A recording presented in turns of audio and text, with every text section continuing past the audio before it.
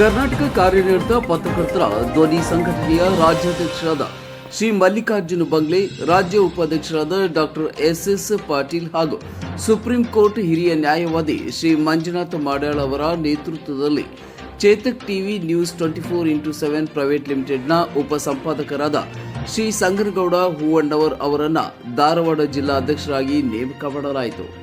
ಈ ಸಂದರ್ಭದಲ್ಲಿ ನೇಮಕಾತಿ ಆದೇಶ ಪತ್ರವನ್ನು ಹಸ್ತಾಂತರಿಸಿ ಗೌರವಿಸಲಾಯಿತು. ಕಾರ್ಯಕ್ರಮದಲ್ಲಿ ಸಂಘಟನೆಯ ಧಾರವಾಡ ಜಿಲ್ಲೆಯ ಎಲ್ಲ ತಾಲೂಕುಗಳ ಅಧ್ಯಕ್ಷರು, ಉಪಾಧ್ಯಕ್ಷರು, ವಿವಿಧ ಪದಾಧಿಕಾರಿಗಳು ಹಾಗೂ ಹಿರಿಯ ಪತ್ರಕರ್ತರು, ಕಿರಿಯ ಪತ್ರಕರ್ತರು ಹೆಚ್ಚಿನ ಸಂಖ್ಯೆಯಲ್ಲಿ ಭಾಗವಹಿಸಿ ಕಾರ್ಯಕ್ರಮವನ್ನು ಯಶಸ್ವಿಗೊಳಿಸಿದರು.